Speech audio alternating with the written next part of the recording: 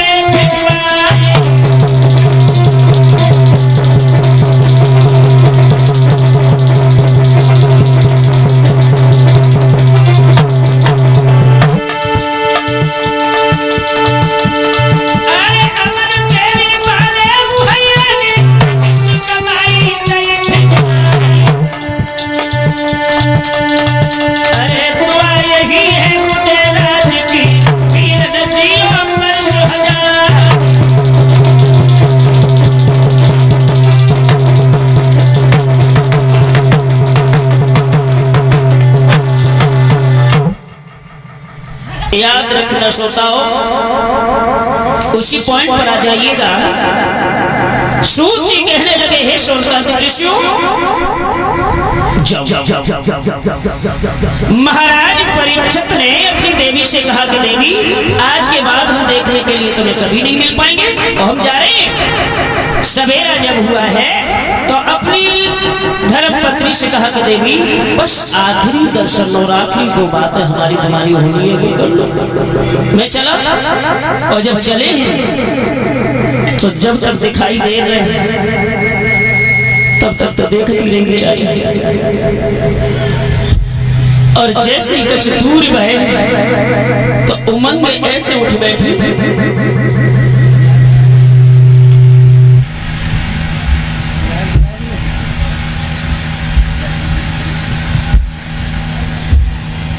श्रोताओ आखिर में आंसू है। अब पति को जिस समय देखा है तो काफी दूर निकल गए हैं। चिंता बड़ी, एक बार और दो बातें हो जाती, केवल एक बार दो बातें पिया से हो जाती। मुझे पता है जिस श्राप से मुक्ति पाने के लिए जा रहे हैं, कोई पता नहीं है कि शरीर से वापस भी लौट करके चले आए। इसलिए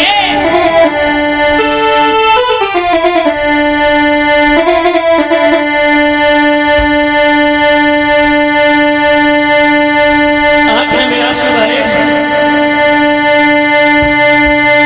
और थोड़ा सा इशारा करके थोड़ा आवाज लगा के बोली, रुके जाओ ना, थोड़ी देर और रुके जाओ।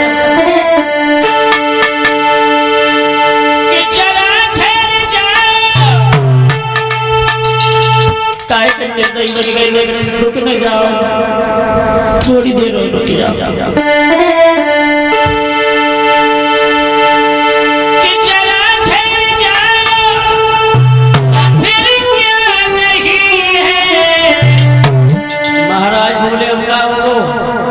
बोली सुनो ना कि अभी मैंने जी भर के देखा नहीं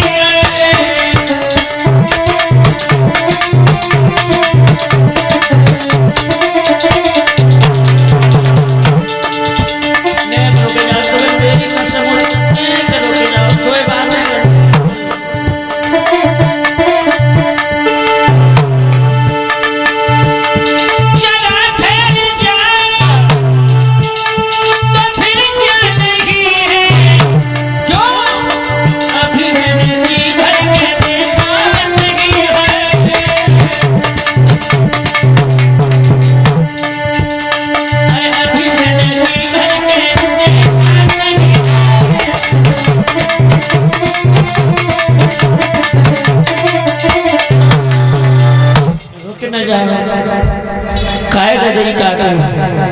नेक रुके, बाद में उन्हें सोच लो कि अब कलेजा पत्थर का करना पड़ेगा, क्योंकि इसका करुण क्रंदन जो है ना वो रुकने में हमें बेबस कर सकता है।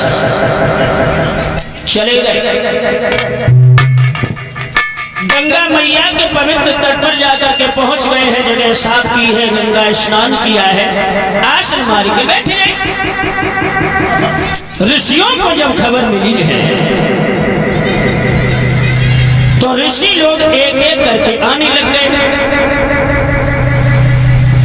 और उन्हें मोक्ष का मार्ग बताने लग गए। ऐसा ही नहीं, धीरे धीरे वहां पर 88,000 ऋषि जुड़ गए। एक दो ना, 88,000, जिनके पास में व्यास, वशिष्ठ, पराशर, नारद, जब इन ऋषियों का जमा हुआ है, अंत में हुआ ऐसा कि व्यास के पुत्र सुखदेव जी का आगमन हुआ सबसे अंत में। ऋषि लोग सब बैठे हैं और परीक्षित को मोक्ष का मार्ग बता रहे हैं। और जैसे ही सुखदेव जी आए तो समस्त ऋषियों ने उठ करके प्रणाम किया, साथ ही साथ उनके पिता व्यास ने भी प्रणाम किया अपने बेटा का। व्यास के अलावा जितने ऋषि वहां बैठे हुए सबके अंदर शंका हो गई। सोचने लगे आज जैसा उल्टा नियम तो जीवन में मैंने कभी नहीं देखा। खुद बाप अपने बेटा को प्रणाम कर रहा है, वो भी हाथ जोड़ के। व्यास जी कहने लगे ऋषियों आपस में क्या घुसल पुसल कर रहे हो? अरे हमें भी बताओ। ऋषि मुनि कहने लगे महाराज ने बताएं कहा, जो उल्टो नियम देख के हमें तो बड़ी शर्म आ रही। बाप बेटा को प्रणाम कर रहा है, वैसे समाज के आधार पर पुत्र को पिता को प्रणाम करना चाहिए, पुत्र स्वयं पिता को प्रणाम करे, और यहाँ ये उल्टा है, खुद पिता पुत्र को प्रणाम कर रहा है। व्यास जी बोले बस रहे तो तुम्हारी समझ में और हमारी समझ में अंतर है।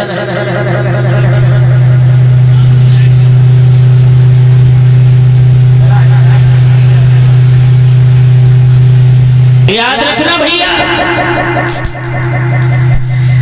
वही समय पर व्यास जी कहने लगे सुनो ऋषियों, हम तुम्हें सही बताएं, तुम्हारे अंदर अवयव ज्ञान की कमी है। क्या बोले? हाँ, सच पूछो तो कि खान से अगर हीरा निकले और तो नहीं मानी पा जाता है।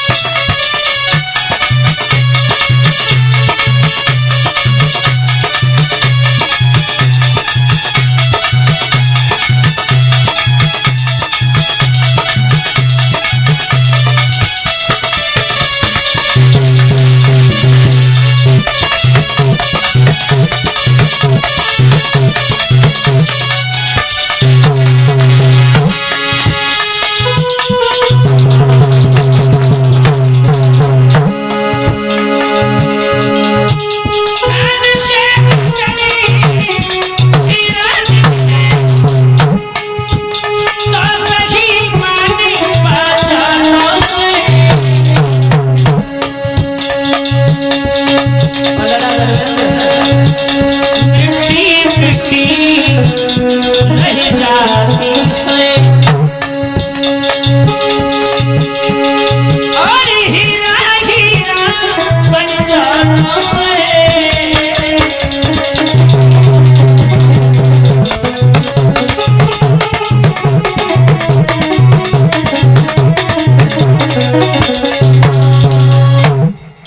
सुनो,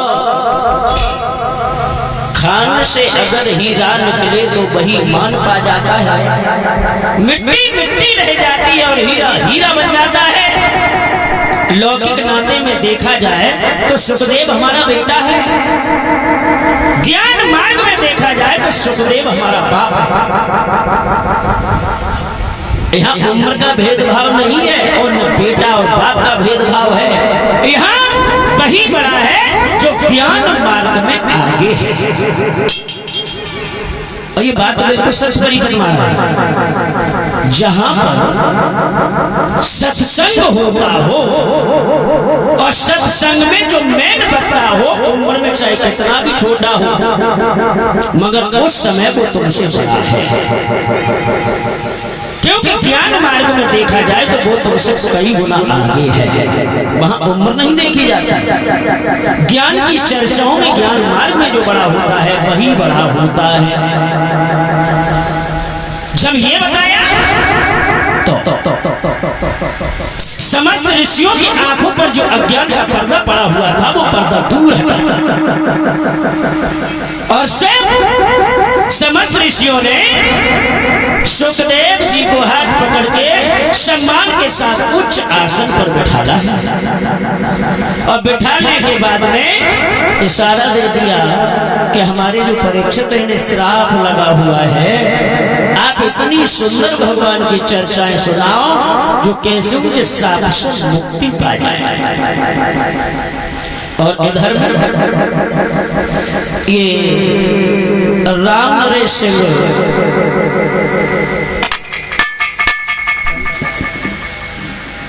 हमारे परीक्षित महाराज जी की तरफ से 101 मुद्राएं हमारे पास आई हैं। भगवान से मैं प्रार्थना करता हूँ, हे परमपिता परमात्मा, इन महाराज जी के आने वाले जीवन में हर बाधाओं से ईश्वर इन्हें दूर रखे, ताकि दान और धर्म करने में इनके हाथ यूं ही आगे के लिए बढ़ते रहे। मैं कामना करूंगा प्रभु से। माताओं बहनों, अब एक छोटो सो कीर्तन बोलो। अग्रम बड़ी सुंदर एक भक्ति मार्ग की छोटी सी कथा हम आप लोगों को सुनाएंगे।